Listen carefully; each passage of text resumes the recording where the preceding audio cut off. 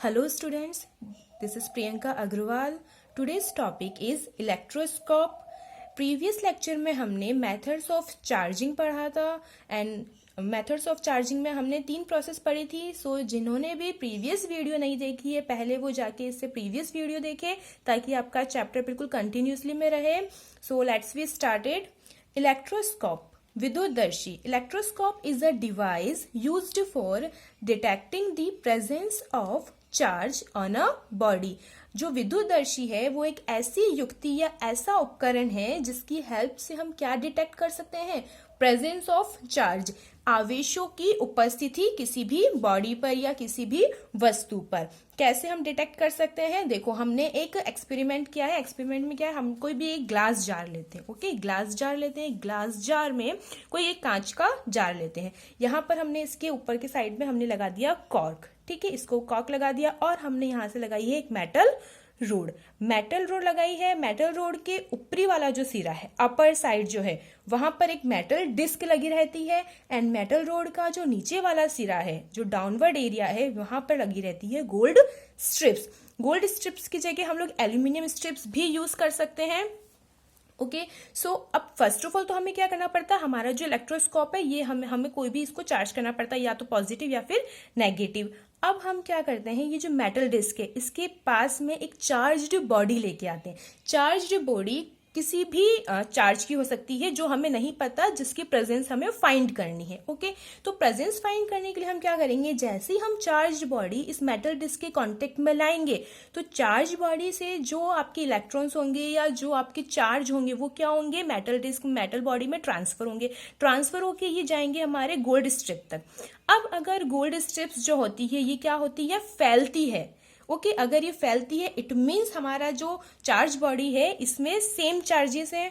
और अगर ये जो गोल्ड स्ट्रिप्स होती है ये होती है हमारी सिकुड़ जाती है. अगर ये सिकुड़ जाती है इट मीन्स हमारे पास हम जो चार्ज बॉडी लेके आए थे उसमें ऑपोजिट चार्जेस है. इसके लिए कुछ पॉइंट्स है, आप उनसे और अच्छे से समझ सकते हैं. मैंने हिंदी और इंग्लिश दोनों मिक्स में लिखे हैं ताकि दोनों ही मीडियम के स्टूडेंट्स को समझने में प्रॉब्लम ना हो. ओके, तो फर्स्ट क्या है, सेम चार्ज होने पर, सेम चार्ज किसमें, जो हम चार्ज्ड बॉडी लेकर आए, सेम चार्ज होने पर गोल्ड स्ट्रिप्स फैलेंगी. गोल्ड स्ट्रिप्स जितनी ज्यादा फैलेंगी उतना ही ज्यादा क्या होगा, चार्ज होगा. किस पे, चार्ज्ड बॉडी पर जो हम लेकर आए हैं.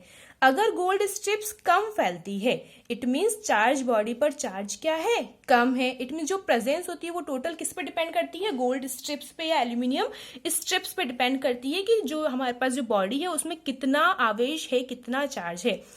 एंड इफ, और अगर गोल्ड स्ट्रिप सिकुड़ती है तो चार्ज बॉडी क्या होगी, ऑपोजिट चार्ज की होगी. तो इससे हमें चार्ज का प्रेजेंस पता चल जाएगा कि है या नहीं है तो कितना है. ओके, इंग्लिश मीडियम वाले स्टूडेंट्स यहां से नोट करें इसे. एक और हम इसको अच्छे से समझने के लिए देखो, इसको देख सकते हैं. हमने 2 अलग अलग इलेक्ट्रोस्कोप्स लिए हैं. ठीक है, इस इलेक्ट्रोस्कोप पे हमने जो मेटल रोड लगाई है इसको हमने नेगेटिव चार्ज किया था, ये नेगेटिव चार्ज की थी. और इस पर हमने जो मेटल डिस्क लगाई है ये पॉजिटिव चार्ज की है. अब क्या होगा, इस जो मेटल डिस्क के कांटेक्ट में हम एक चार्ज बॉडी लेकर आते हैं. ग्रीन जो है चार्ज कोई भी बॉडी है जिसका हमें पता करना है कि इस पे कौन सा चार्ज है, अभी हमें नहीं पता. जैसे ही हम इस चार्ज बॉडी को मेटल डिस्क के कांटेक्ट में लाए और अगर हमारी जो गोल्ड लीव्स थी ये क्या हो गई है, फेल गई है.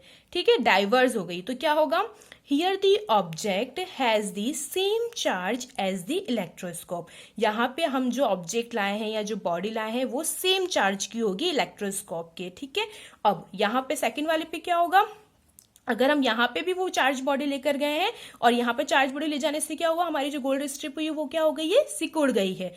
तो हम क्या लिख सकते हैं, here the object has the opposite charge as on the electroscope. मतलब जो चार्ज बॉडी लेकर गए हैं वो अपोजिट चार्ज की है. तो आया समझ में. आप लोग यहां से भी लिख सकते हैं इसे.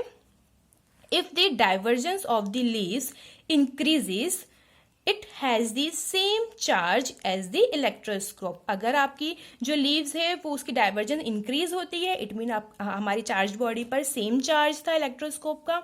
And if the divergence of the leaves decreases, अगर क्या होता है, डाइवर्जेंस डिक्रीज होती है, घटता है, सिकुड़ता है, it has opposite charge as on the electroscope. It means हम जो चार्ज बॉडी लेकर गए उस पर इलेक्ट्रोस्कोप का क्या है, ऑपोजिट चार्ज है। तो हम इलेक्ट्रोस्कोप से क्या इजी वे में फाइंड कर सकते हैं किसी भी बॉडी पर कौन सा चार्ज है, पॉजिटिव है, नेगेटिव है, पॉजिटिव है तो कितना है, नेगेटिव है तो कितना है, उसकी कम ज्यादा सारी चीजें हम इससे फाइंड कर सकते हैं।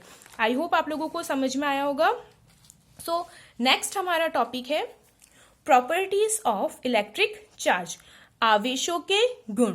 आवेशों के गुण में हमारे पास 4 मेन गुण जो है इसके वो बताते हैं हम। फर्स्ट है हमारे पास में एडिटिविटी ऑफ चार्ज, विद्युत आवेशों की योज्यता। विद्युत आवेशों की योज्यता में क्या होता है, charges can be added algebraically. यहां पर जो आपका वर्ड आया वो क्या है, एल्जेब्रिकली। आप बीजगणितीय योग, बीजगणितीय योग में क्या होता है, हमारे पास जो साइंस होते हैं, जो चिन्ह होते हैं नंबर्स के आगे, उनका बहुत इंपॉर्टेंट रोल होता है। इसको एग्जांपल से इजी वे में समझ सकते हैं। हमने कोई भी 3 आवेश लिए हैं, कोई भी 3 चार्ज लिए हैं, एक तो ये +2Q का है, -5Q +7Q। अब हमको टोटल चार्ज फाइंड करना है, ठीक है। टोटल चार्ज फाइंड करेंगे और हमको पता है एडेड ये कैसे होंगे, एल्जेब्रिक फॉर्म में होंगे, एल्जेब्रिक फॉर्म में होंगे। It means Q equals to क्या आ जाएगा हमारे पास में, +2Q, यहाँ -5 था तो यहाँ पे भी क्या आएगा, -5Q +7Q। सॉल्व करेंगे तो क्या होगा, 7 के आगे भी प्लस है, 2 के आगे भी प्लस है, तो 7 + 2 कितना हो जाएगा, 9। तो प्लस के 9Q एंड माइनस का 5Q, क्या आ जाएगा आपके पास में 4Q, और साइन कौन सा आ जाएगा, प्लस का, बिकॉज 9 क्या है, बड़ा है। तो ये होता है आपका एल्जेब्रिकली ऐड करना, बीजगणितीय योग करना। तो आपके जो चार्ज होते हैं उनकी एडिटिविटी कैसे होती है, एल्जेब्रिक फॉर्म में होती है, बीजगणितीय रूप में होती है। नेक्स्ट हमारे पास में जो है इसका second, invariance of electric charge, विद्युत आवेश की निश्चलता। अब इनमें क्या होगा, इनवेरियंस ऑफ इलेक्ट्रिक चार्ज में, charge never change with velocity. जो हमारे आवेश होते हैं वो वेग के साथ परिवर्तित नहीं होते हैं, सच एज मास, जिस प्रकार से द्रव्यमान परिवर्तित होता है। इट मीन्स हम ये बोल सकते हैं, हमें ये पता है कि द्रव्यमान जो होता है वो वेलोसिटी के साथ क्या होता है, चेंज होता है, बट चार्ज जो है वो वेलोसिटी के साथ में बिल्कुल भी चेंज नहीं होता है। उसके लिए देखो, सबसे पहले आपको ये समझना चाहिए, ये वाला एग्जाम्पल, हमारे पास कोई भी एक बॉडी है m वेट की, ठीक है, m द्रव्यमान है उसका। अब m नॉट, इट मीन्स कि अभी उसका रेस्ट मास है, रेस्ट मास के बाद में अब जब हम उसकी v वेग से वेलोसिटी कराएंगे, या v वेग से हम उसको मूव कर रहे हैं, ठीक है, वेलोसिटी v से उसको मूव कर रहे हैं, तो क्या होगा, हमारा जो मास होगा वो वेलोसिटी के साथ में चेंज होगा। मास क्या होगा, वेलोसिटी के साथ में चेंज होगा। अब चेंज होने से क्या होगा, जो हमारे पास न्यू मास या चेंज्ड मास जो आएगा m' की फॉर्म में, वो किस फॉर्म में आएगा, m0 upon √1 - v² upon c²। m0 क्या है, रेस्ट मास, जब कोई भी वेलोसिटी नहीं हो रही थी, और m' चेंज मास, वेलोसिटी करने के बाद में जो मास में चेंज हुआ है वो, v जिस वेलोसिटी से हमने मूव किया है, और c हमें पता है स्पीड ऑफ लाइट, उसकी वैल्यू क्या होती है, 3 × 10⁸ मीटर/सेकेंड। तो हम ये बोल सकते हैं कि जो मास है वो वेलोसिटी के साथ चेंज होता है, बट जो हमारा चार्ज है वो वेलोसिटी के साथ में चेंज नहीं होता है। इट मीन्स अगर आपके पास में कोई भी है 10C का है या 20C का है, कितना भी आपके पास आवेश है, कितना ही आप उसकी वेलोसिटी करा लो, वो चेंज नहीं होगा। Q जो रेस्ट मोशन में रहेगा, रेस्ट पोजीशन में रहेगा, वही Q मोशन पोजीशन में भी रहेगा।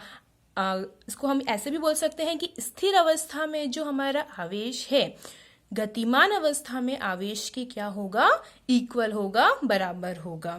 तो ये था हमारा invariance of electric charge. I hope आप लोगों को यहां तक समझ आ रहा होगा। थर्ड जो हमारी प्रॉपर्टी है वो है कंजर्वेशन ऑफ इलेक्ट्रिक चार्ज, विद्युत आवेश का संरक्षण। अब देखो, कंजर्वेशन वर्ड हमारे माइंड में आते ही हमें पता चल जाता, कंजर्वेशन हमने बहुत बारी पढ़ा है, तो कंजर्वेशन से हम डेफिनेशन भी बता सकते हैं। Charge can neither be generated nor destroyed, charge can neither be generated nor destroyed. आवेश जो है ना तो उत्पन्न किए जा सकते हैं और ना ही नष्ट किए जा सकते हैं। It means total charge remains constant, कुल जो आवेश होते हैं वो क्या रहते हैं, हमारे नियत रहते हैं। आवेश, इसे हम क्या कहते हैं, विद्युत आवेश का संरक्षण या कंजर्वेशन ऑफ इलेक्ट्रिक चार्ज। अब जब तक एग्जाम्पल नहीं लेंगे तब तक नहीं समझ आने वाला, तो चलिए इसके एग्जाम्पल्स देखते हैं। फर्स्ट एग्जाम्पल में क्या है, आपके पास में कोई भी हमने दो बॉडीज ली है, ए और बी। ए के पास भी हमने फाइव चार्जेस दिए हैं, बी के पास भी हमने 5 चार्जेस दिए। हम बोल सकते हैं इसके पास 5 इलेक्ट्रॉन्स है, इसके पास भी 5 इलेक्ट्रॉन्स है। अब क्या होगा, बॉडी ए जो है ये 2 इलेक्ट्रॉन्स को ट्रांसफर कर रही है बी में। जो ए है वो 2 इलेक्ट्रॉन्स को ट्रांसफर कर रही है बी को। तो जब ए 2 इलेक्ट्रॉन्स देगा तो यहाँ पर क्या हो जाएगा, +2, क्योंकि इलेक्ट्रॉन्स की कमी हो जाएगी। और यहाँ क्या आ जाएगा, -2, क्योंकि बी ने इलेक्ट्रॉन ग्रहण कर रहे हैं, तो यहाँ पर क्या आ जाएगा, माइनस का साइन। अब देखो 2 इलेक्ट्रॉन ट्रांसफर किए हैं तो 2 ही गए ना उधर। ऐसा तो नहीं कि आपने यहाँ से 2 दिए थे तो यहाँ पर 3 चले गए, या यहाँ से 2 दिए और यहाँ पर 1 ही गया। बीच में जो हमारा ट्रांसफरिंग का प्रोसेस है, इसमें ना तो एक भी इलेक्ट्रॉन डिस्ट्रॉयड हुआ है और ना ही एक भी इलेक्ट्रॉन जनरेट हुआ है। तो ये हमारा जो प्रोसेस है ये कंजर्वेशन ऑफ चार्ज कहलाता है। ओके, अब देखो इसको एक और एग्जांपल से समझते हैं। हमारे पास में एक इक्वेशन है यूरेनियम की। यूरेनियम हम सब जानते हैं। यूरेनियम की इक्वेशन में क्या है, 92U238। हमने यूरेनियम को क्या करना है, ब्रेक करना है। ब्रेक करने के लिए अगर हम करेंगे तो हमें पता है यूरियम ब्रेक होके थोरियम और हीलियम में चेंज हो गया। थोरियम में चेंज होगा तो 90 थोरियम TH 234 और 2 हीलियम 4। अब यहाँ पे जो ये 92 है, 90 है, 2 है, हमें पता है ये सब क्या होते हैं, एटॉमिक्स नंबर होते हैं। और जो 238 है ये क्या होता है, इसका एटॉमिक मास होता है। ये होता है परमाणु क्रमांक और ये होता है परमाणु द्रव्यमान। तो जो परमाणु क्रमांक होता है, एटॉमिक नंबर होता है, एटॉमिक नंबर हम क्या बोल सकते हैं, नंबर ऑफ इलेक्ट्रॉन्स और नंबर ऑफ प्रोटॉन्स, जिसकी दोनों की जो नंबर होते हैं वो क्या रहते हैं, इक्वल रहते हैं। तो यहाँ पर नंबर ऑफ इलेक्ट्रॉन जो 92 था, इसको अगर हमने ब्रेक किया तो ये किस फॉर्म में हुआ, 90 + 2। इट मीन्स अगर हम इसका भी सम करते हैं तो क्या आता है, 92। तो हमारे रिएक्शन के पहले भी हमारे पास में नंबर ऑफ इलेक्ट्रॉन 92 था, रिएक्शन के बाद में भी हमारे पास नंबर ऑफ इलेक्ट्रॉन कितना रह गया है, 92। ना तो कोई इलेक्ट्रॉन डिस्ट्रॉय हुआ है और ना ही कोई इलेक्ट्रॉन जनरेट हुआ है। So this is a conservation of electric charges. Okay, अब इसको हम एक और एग्जांपल से या एक और क्वेश्चन से हम बोल सकते हैं, समझ सकते हैं। हमारे पास एक क्वेश्चन है, आइडेंटिफाई एक्स। हमें एक्स को आइडेंटिफाई करना है, एक्स का पता लगाना है। फर्स्ट इक्वेशन है 1H + 9 बेरियम या हम बोल सकते हैं बी = X + N। ओके, अब यहाँ पर हम कैसे x को आइडेंटिफाई करेंगे, देखो हमें पता है यहाँ पर H मीन्स हाइड्रोजन। हाइड्रोजन में नंबर ऑफ इलेक्ट्रॉन कितने होते हैं, 1 होते हैं। हाइड्रोजन का नंबर ऑफ इलेक्ट्रॉन कितना होता है, 1 होता है। और बेरियम का नंबर ऑफ इलेक्ट्रॉन कितना होता है, 4 होता है। ये प्लस का n था तो लेफ्ट साइड जाके क्या हो जाएगा, माइनस। तो यहाँ पर क्या हो जाएगा, 0। 1 + 4 कितने इलेक्ट्रॉन्स आ जाएंगे, 5 इलेक्ट्रॉन्स। अब आप ये बताइए 5 इलेक्ट्रॉन्स किस में होते हैं, ऑब्वियसली हमें पता है बोरोन में होते हैं। इट मीन्स x की वैल्यू क्या होगी, बोरोन हो गया। x हमने आइडेंटिफाई किया है, यहाँ पर x कौन होगा, बोरोन होगा। आई समझ में। तो ऐसे ही ये जो सेकंड वाली इक्वेशन है इसको आपको सॉल्व करके मुझे बतानी है, x की आइडेंटिफाई करनी है कि x में कौन सा आएगा आपका। तो यहाँ पर है 12C, 12 कार्बन + 1 हाइड्रोजन। अब इसको आप लोग सॉल्व करेंगे और मुझे बताएंगे कि x क्या है यहाँ पे। ठीक है, तो ये आप लोग जरूर मुझे या तो कमेंट सेक्शन में बता देना या फिर आप लोग व्हाट्सएप पे भी बता सकते हो। तो ये था हमारे पास में total process conservation of electric charges. समझ आ रहा होगा आप लोगों को। सो लास्ट जो हमारी प्रॉपर्टी है इसकी, वो है हमारे पास में quantisation of charges. Quantisation of charges, आवेश का क्वांटीकरण। अब क्वांटिजेशन ऑफ चार्जेस क्या होता है, electric charges exist in discrete packets rather than in continuous amount। आवेश सतत न होकर क्या होते हैं, विभक्त होते हैं, या हम बोल सकते हैं पैकेट्स के फॉर्म में होता है। हमें पता है ना, जैसे ऊर्जा होती है, लाइट होती है, या हम बोल सकते हैं कि एनर्जी जो होती है वो क्या होती है, हमें ऑलवेज पैकेट्स के फॉर्म में होती है। तो वैसे ही जो चार्ज होता है, या हम बोल सकते हैं जो आवेश होता है, वो भी किस फॉर्म में होता है, पैकेट्स के फॉर्म में होता है। इसे ही हम आवेश का क्वांटीकरण कहते हैं। अब क्या होगा, देखो हमारे पास में a charge will exist if and only if it is a integral multiple of charges of electron। जहां से वर्ड देखना, इंटीग्रल मल्टीपल। ठीक है। इंटीग्रल मल्टीपल क्या होगा, हमारे पास जो चार्ज है Q, ये किसके इक्वल होगा, N और E के इंटीग्रल मल्टीपल से होगा, एन ई। एन क्या होता है हमारे पास में, नंबर ऑफ इलेक्ट्रॉन, और ई का मतलब जो इलेक्ट्रॉन्स की वैल्यू है वो। Where N is an integer, ये भी बहुत इंपॉर्टेंट चीज है। Where N is an integer, integer का मीन्स हमें प्लस माइनस में वैल्यूज तो मिल जाएगी, बट हमारी पॉइंट्स में वैल्यू नहीं होनी चाहिए। नंबर ऑफ इलेक्ट्रॉन्स जो होने चाहिए वो पॉइंट्स में नहीं आने चाहिए, वो ऑलवेज क्या होने चाहिए, पूर्ण गुणज होने चाहिए, इंटीग्रल मल्टीपल होने चाहिए। और ई की वैल्यू हम सबको पता ही है 1.6 इंटू 10⁻⁹ C। ओके, अब देखो इसको एक अच्छे से एग्जाम्पल से एक्सप्लेन करते हैं। आई होप उससे आपको बहुत इजी वे में समझ आ जाएगा। तो हमारा जो क्वेश्चन है वो ये है, a polythene piece rubbed with wool is found to have a negative charge of 3 into 10⁻⁷। Estimate the number of electron transferred. ठीक है, तो हमें यहाँ पर estimate the number of electrons जो है, जो नंबर ऑफ इलेक्ट्रॉन ट्रांसफर्ड हुए हैं वो हमें एस्टिमेट करने हैं। तो इसके लिए हम लोग क्या करते हैं, देखो हमें ये पता है अगर पॉलीथीन है तो पॉलीथीन कौन सा चार्ज देता है, नेगेटिव चार्ज देता है। और जो वूल, ऊन जो होती है वो कौन सी चार्ज में होती है, पॉजिटिव चार्ज में होती है। ओके, तो अब यहाँ पे हमने पॉलीथीन का तो नेगेटिव चार्ज है और वूल का पॉजिटिव चार्ज है। क्यू इक्वल्स टू, हमको पता हमारा फॉर्मूला क्या होता है, N E. Q equals to क्या होता है, एन ई। तो नंबर ऑफ इलेक्ट्रॉन्स अगर हमें फाइंड करने हैं तो एन इक्वल्स टू क्या हो जाएगा, क्यू अपॉन ई। क्यू की वैल्यू हमें गिवन है 3 इंटू 10⁻⁷, और ई की वैल्यू हमें पता ही है 1.6 इंटू 10⁻⁹। अगर हम इसे सॉल्व करेंगे तो हमें पता है यहाँ से ये पॉइंट हटेगा, ऊपर चला जाएगा, पर 30 हो जाएगा। अगर ये माइनस है तो यहाँ पर क्या हो जाएगा, 30 इंटू 10⁻⁷ प्लस 10⁻, यहाँ पर जो ये -19 है ऊपर जाके किस में चेंज हो जाएगा, +19 में। ठीक है, +19 में चेंज होते हैं, यहाँ पर ये क्या हो जाएगा, अपॉन में रह जाएगा हमारे पास सिर्फ 16 रहने से क्या होगा, देखो हमारे पास नेक्स्ट एन इक्वल हो जाएगा 30/16 इंटू 10⁻12। अगर हम प्लस के 19 में माइनस का 7 करेंगे तो क्या आएगा, प्लस का 12। अगर मैं 30 को 16 से डिवाइड करती हूँ तो मेरे पास वैल्यू क्या आती है, 1.87 इंटू 10⁻12। अब देखो 1.87 है, 1.8 के बाद में क्या आ रहा है, 7 आ रहा है। तो क्या मैं इसको इस फॉर्म में लिख सकती हूँ, 1.9 इंटू 10⁻12, बिल्कुल लिख सकते हैं। बट अब हमारा क्वेश्चन तो ये आ गया कि जो नंबर ऑफ इलेक्ट्रॉन्स है वो हमारे पॉइंट्स में नहीं होने चाहिए थे, तो फिर यहाँ पर पॉइंट्स में कैसे आ गए। तो हम ज्यादा टेंशन लेने वाली बात नहीं है, यहाँ पर हम कैसे सॉल्व करेंगे, हमको पता है थोड़ी बहुत मैथ्स, तो we can also write as 1.9 into 10⁻12 था, यहाँ पर पावर में क्या है 12, तो अगर मैं एक पावर कम कर दूं तो यहाँ पे क्या आ जाएगा 19 इंटू 10⁻11, और ये कौन सी फॉर्म में आ गया, इंटीजर फॉर्म में आ गया। बस हमें यही चीज ध्यान रखनी है कि ऑलवेज हमारा जो एन क्या होगा, इंटीजर फॉर्म में आएगा, number of electron integer form में होंगे, पॉइंट्स के अंदर नहीं आएंगे। तो ये था हमारा आज का टॉपिक जिसमें हमने क्या क्या पढ़ा था, थोड़ी सी समरी देख लेते हैं फटाफट से।